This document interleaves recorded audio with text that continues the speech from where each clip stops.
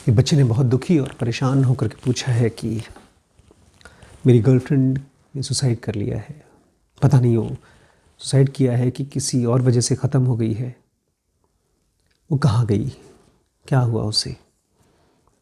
हम सब की ज़िंदगी में कोई ना कोई ऐसा ज़रूर ख़त्म हुआ है जिसकी बाद हमारे मन में सवाल उठता है कि मौत क्या है, मरने के बाद कहाँ जाते हैं हम यही रहते हैं कि हमारा फिर से जन्म होता है और उस इंसान को जिसको हमने खो दिया है, क्या हम उससे दोबारा मिल पाएंगे। इस तरह के क्वेश्चंस अगर केवल डेथ के समय, किसी नियर एंड डियर वंस के डेथ के समय आता है तो ठीक है, लेकिन उससे पहले भी आना चाहिए। माइंड जब डिस्टर्ब्ड होता है तो केवल उन्हीं को खोजता है जो मर गए हैं, जिन्होंने अपना शरीर छोड़ दिया है। वो कुछ समझना नहीं चाहता है, वो आश्वासन चाहता है, वो एश्योरेंस चाहता है कि हाँ वो यहीं है। होते हैं शुरू में जब हम फिज़िकल बॉडी को छोड़ देते हैं, एकदम शुरुआत में जिस समय बॉडी अभी तुरंत ख़त्म हुई है,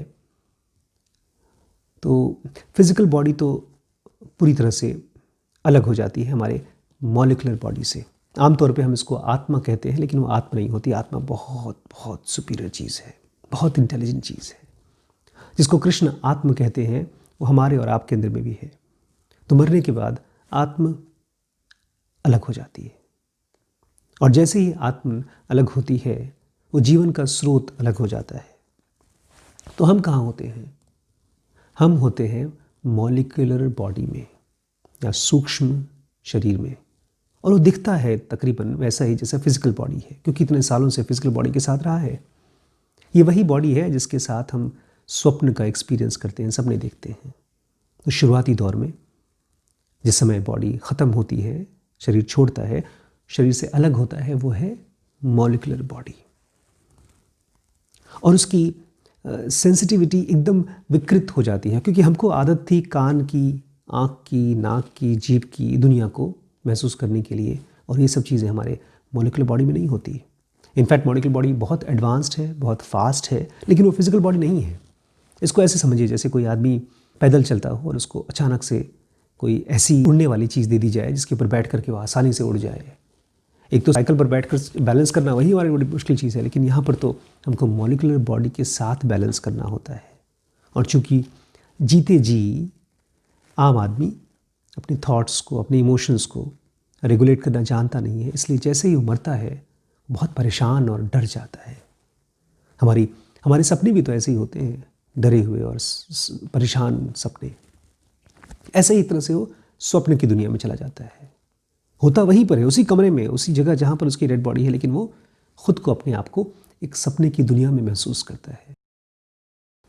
और एक बड़ी इंपॉर्टेंट चीज़ है जिसकी वजह से ये होता है, और वो है आत्मसूत्र। आत्मसूत्र एक ऐसा कॉर्ड है, एक ऐसा कनेक्शन है आत्म के बीच में और फिजिकल बॉडी के बीच में, और ऑब्वियसली मॉलिक्यूलर बॉडी के बीच में, इन तीनों के बीच में, कि जब तक आत्मसूत्र होता है तब तक हम मर नहीं सकते। यही डिफरेंस है एक मेडिटेशन में, एक एस्ट्रल ट्रैवलिंग करने वाले योगी में, और एक आम आदमी में। एक योगी अपने शरीर को छोड़ सकता है, अपने हार्ट को बंद रख सकता है, अपनी सांस को रोक सकता है, अपने खून को पूरी तरह से स्टॉप करा सकता है, लेकिन फिर भी वो मरेगा नहीं, क्योंकि आत्मसूत्र की ताकत से आत्म की, प्राण की ऊर्जा उसके पूरे शरीर में बहुत ही बारीक तरीके से ट्रैवल करती रहती है, मरने नहीं देती बॉडी को। लेकिन डेथ के समय ये आत्मसूत्र बॉडी के साथ डिस्कनेक्ट हो जाती है, और फिर अपने आप को जो मरा हुआ पाता है वो ऐसा महसूस करता है जैसे वो फ्लोट कर रहा है हवा में। हवा में क्यों? प्लेन्स हैं, हम सबके अपने अपने अलग अलग प्लेन्स हैं। फिजिकल बॉडी का प्लेन ये है, मॉलिक्यूलर बॉडी का वर्ल्ड अलग है, उसकी प्लेन अलग है। बहुत से लोग मानते हैं कि इस टाइम पर जब बॉडी से अलग हो जाती है और आत्मसूत्र टूट जाता है, तब हमारी आत्मा, बट वो आत्मा नहीं होती, मॉलिक्यूलर बॉडी हवा में तैरती है 10-12 फुट की दूरी पर ऊपर हवा में। लेकिन उसका और आपका कोई संबंध है नहीं, आपका उसका कोई कम्युनिकेशन नहीं है, आपकी फीलिंग्स उस तक नहीं पहुंच रहे हैं। अगर पहुंच भी रहे हैं तो बहुत ही कंफ्यूज तरीके से। इसलिए बहुत सी किताबों में माना गया है कि मरने के बाद शोक नहीं प्रकट करना चाहिए, दुख नहीं प्रकट करना चाहिए, क्योंकि दुख, गुस्सा, जेलसी, फ्रस्ट्रेशन, ये सब आपके आसपास, और चूंकि आपके ही घर में वो मॉलिक्यूलर बॉडी भी है तो उसके आसपास भी केवल कन्फ्यूजन फैल रहा है। इस समय आपसे कहीं ज़्यादा कन्फ्यूज्ड है वो इंसान जिसने अपना बॉडी छोड़ दिया है। इसलिए ये वो मोमेंट है जहाँ पर आप अपने साथ रह सकें, साइलेंस के साथ रह सकें, प्रेयर के साथ रह सकें, बट दुख के साथ ना रहें, क्योंकि वो मरा नहीं है, वो ख़त्म नहीं हो गया है। उसने केवल फिजिकल बॉडी को और इस फिजिकल बॉडी को छोड़ा है। अभी भी उसकी यात्रा बहुत लंबी है अगर वो एनलाइटन नहीं हुआ तो, और अगर वो एनलाइटन हो गया है तब तो वो आपका भी उद्धार करने के लिए अवेलेबल रहेगा। इसके बाद अगर वो हिंदू है तो उसकी बॉडी जला दी जाएगी, अगर वो किसी और कास्ट का है तो उसी हिसाब से उसका अंतिम संस्कार किया जाएगा। यूजुअली ये माना जाता है कि जब शरीर को जला दिया जाता है तो हमारी मॉलिक्यूलर बॉडी को ये एहसास होना शुरू हो जाता है कि अब कोई चारा नहीं है। और वहीं पर अगर आप किसी और तरीके से दफनाते हैं, कोई और तरीका यूज़ करते हैं उसको अंतिम संस्कार करने का, तो ये कन्फ्यूजन अभी भी उस मॉलिक्यूलर बॉडी के अंदर रहता है। इसलिए कई दिन तक वो आकर के अपने बॉडी के साथ जुड़ने की कोशिश करती है, नाकाम कोशिश करती है ऑब्वियसली। बट फिर से मैं आपको ध्यान दिला दूँ, ये कोई भूत प्रेत नहीं है, ये मॉलिक्यूलर बॉडी है जो कन्फ्यूज्ड है। ऐसी कंडीशन में वो उन जगहों पर भी मूव कर सकती है जहाँ पर उसकी फेवरेट जगह है। जैसे कि आप लोगों ने सुना होगा कृष्णमूर्ति की बायोग्राफी जब हम पढ़ रहे थे, तो कृष्णमूर्ति अपनी मदर को उनके मरने के कई दिनों बाद तक देख पाते थे, कभी सीढ़ियों पे, कभी बाथरूम में, इसका प्रॉपर जिक्र है। लेकिन कृष्णमूर्ति अपनी माँ से बहुत अलग थे। कृष्णमूर्ति ने इसी ज़िंदगी में अपने आप को डेथ के साथ एक कर लिया था, जीते जी। ये सबसे बड़ा और सबसे इम्पॉर्टेंट काम है इंसान का। अगर आपकी गर्लफ्रेंड ख़त्म हो गई है तो बहुत दिन तक मरी हुई नहीं रहेगी, बहुत जल्दी वो फिर से पैदा हो जाएगी। बहुत मुश्किल नहीं है उसमें। हमारी मॉलिक्यूलर बॉडी एक टनल का एक्सपीरियंस आता है उसको मरने के बाद, और उसके बाद उसके सारे पास्ट के एक्सपीरियंसेस, इस लाइफ के सारे एक्सपीरियंसेस बहुत ही कम टाइम में, उसका टाइम का फ्रेम बहुत डिसरप्टेड होता है। यू कांट कंपेयर, क्योंकि एक बार मॉलिक्यूलर बॉडी में जाते हैं तो जो टाइम फ्रेम उसमें चलता है और जो टाइम फ्रेम हमारी फिजिकल वर्ल्ड में चलता है, दोनों का कोई भी तालमेल नहीं है। कुछ ही सेकंड्स में पूरे 20, 25, 50 साल जो भी उसने जिया है उसका समरी उसके सामने आ जाता है, और उसमें जो सबसे अच्छा और सबसे बुरा काम किया, ख़ास तौर से बुरा, उसका एक तरह का इवैल्यूएशन होता है। और ये बहुत क्रिटिकल है, बिकॉज अगर हमारा माइंड जजमेंटल है, अगर हमारा माइंड क्रोधित है, उसके अंदर में एंगर है, उसके अंदर में जेलसी है, उसके अंदर में हेट्रेड है, तो ऐसा माइंड दूसरों को जज तो करता ही है, लेकिन उससे कहीं ज़्यादा खुद को जज करता है, और वो अपने लिए अजीबो गरीब हालात पैदा कर देता है। हम लोग अगले जन्म की बात कर रहे हैं, अगला जन्म तो होगा ही, इसमें कोई दो राय नहीं है, चाहे आप और हम विश्वास करें चाहे ना करें। नेक्स्ट लाइफ फिर से आने वाली है। हमारे इस नहीं, हमारे कई जितने भी हमने अभी तक जन्म लिए हैं, करोड़ों जन्म, सबका मेमोरी पूल एक समरी के रूप में हमारे अंदर के इलेक्ट्रॉनिक बॉडी में स्टोर्ड है। हमारा पर्पज़ यही है कि हम इस लिंक को पहचान सकें और ये देख सकें कि हम कभी मरे नहीं और ना ही तो कभी मर सकते हैं। हम केवल अपने फिजिकल रूप में रह सकते हैं या तो हम नॉन फिजिकल रूप में रह सकते हैं। लेकिन जैसे आपने कहा मेरी गर्लफ्रेंड मर गई है, आपको ये आभास होता होगा कि मर गई है, बट कोई मरता नहीं है। डेथ होता ही नहीं है, डेथ नाम की चीज़ कोई होती ही नहीं है। आप देखते होंगे जो लोग मरे हैं वो एक रूप का ट्रांसफॉर्मेशन है। मरने के बाद एक बड़ी अच्छी चीज़, चाहे कोई भी हो, चाहे योगी हो, चाहे एक आम आदमी हो, उसके साथ होती है। अगर वो शांत है, अगर वो अपने आप को ठीक ठाक से ज़िंदगी जिलाया है, तो उसको महसूस होता है जैसे उसको बहुत प्यार करने वाले उसके पुराने फ्रेंड्स जो भी इस शरीर में अब नहीं रह गए हैं, उसके पूर्वज, उसके एंसेस्टर्स, बहुत बार इन एंसेस्टर्स को पहचान पाता है, बहुत बार नहीं पहचान पाता। लेकिन जो भी उसके मेमोरी में सबसे अच्छे फ्रेंड्स हैं वो सब उसको महसूस होते हैं, मिलते हैं। और खाली वो नहीं जो मर चुके हैं, वो भी जो जिंदा हैं। मतलब अगर आप आज मर जाते हैं, जैसे आपकी गर्लफ्रेंड आज ख़त्म हो गई हैं, तो वो आपको नहीं मिस कर रही हैं। आप भले उनको मिस करते हो, वो चूंकि आप उनके मन के अंदर हैं, इसलिए वो आपको और आसपास में जो कोई भी है सबको एक्सपीरियंस कर सकती है मॉलिक्यूलर वर्ल्ड में। ये बड़ी अच्छी चीज़ है, बहुत शुभ चीज़ है। मरने वाला कभी सफ़र नहीं करता, नेवर।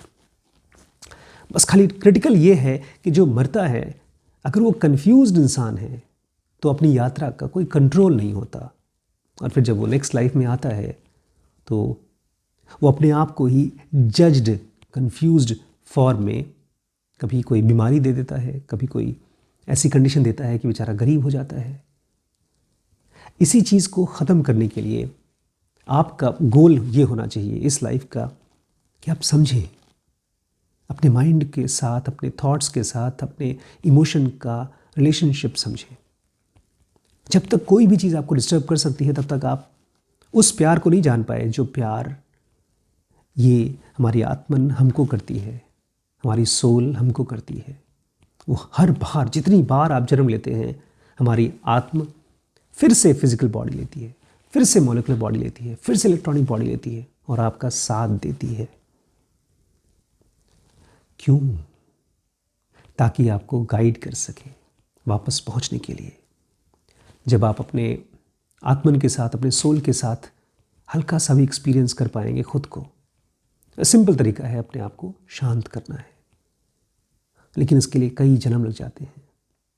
तब आप देखेंगे ये उस प्यार का जो एक माँ बेटे से करती है, गर्लफ्रेंड बॉयफ्रेंड से करता है, उस प्यार का बहुत गहरा एसेंस है। ये प्यार उसके सामने बूंद भी नहीं है और वो सागर से भी ज़्यादा है।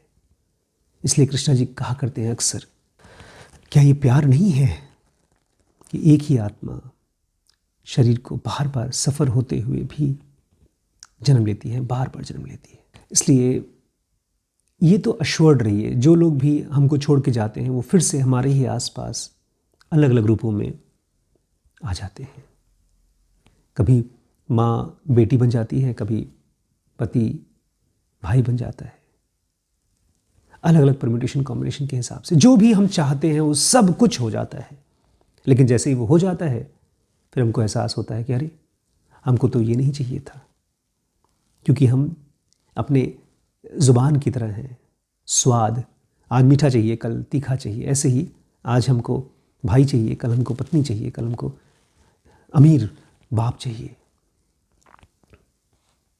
जिस दिन ये चाहत रूपी परेशानी ख़त्म हो जाती है, तब आप सचमुच में उनसे मिलते हैं जो शरीर के पार होता है। चाहे वो आपकी गर्लफ्रेंड हो, चाहे मदर हो, फिजिकल फॉर्म के गहराई में जाएंगे तो एक ऐसा एलिमेंट है जो कभी नहीं मरता, और वही लाइफ देता है फिजिकल बॉडी को, हम सब की फिजिकल बॉडी को, इस धरती को। जब तक हम उसको नहीं जानना चाहेंगे, तब तक जो भी चाह रहे हैं वो केवल दुख की तैयारी है।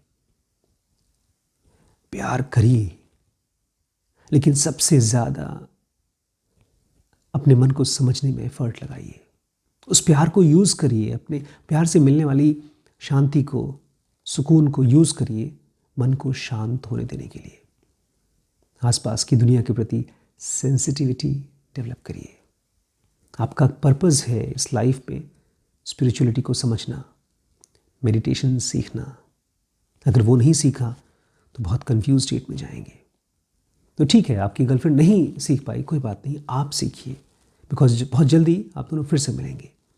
तब उसको आप सिखा सकते हैं बहुत प्यार से। इसलिए प्यार के साथ साथ आपको मेडिटेशन सीखना होगा। कोर्सेज हैं इस समय, स्पिरिचुअल कोर्सेज में जनों का बेसिक एडवांस कोर्स है, ऑनलाइन कोर्स है, अपने घर बैठे करेंगे, आपकी स्पीड से, आपकी कन्वीनियंस से होता है। बिजनेस में WBX है, जिसमें कि गूगल, अमेजॉन, नेटफ्लिक्स जैसी ढेर सारी कंपनीज़ का सब जिस्ट निकाल करके हमको आपको सिखाते हैं कैसे कंपनी स्ट्रैटेजी बनाती हैं, कैसे फंडिंग लेती हैं, वगैरह वगैरह। इसके बाद आता है BDM, जिसमें कि मैं आपको सारी डिसीजन मेकिंग के सीक्रेट्स, उसके ट्रिक्स, उसकी प्रिंसिपल्स जो पिछले 100 सालों में खोजा गया है वो बताऊंगा, और इसी में पैसे की साइकोलॉजी भी बताऊंगा, जिसमें आपको पर्सनल फाइनेंस को ठीक करना सिखाया जाएगा। पेरेंटिंग के लिए SPPT है, ब्रह्मचर्य के लिए SPMT है और रिलेशनशिप के लिए लिमिटलेस है। ध्यान रखिएगा, इस नंबर पे व्हाट्सएप करके सारे कोर्सेज़ के डिस्काउंट पूछ सकते हैं और ज्वाइन कर सकते हैं।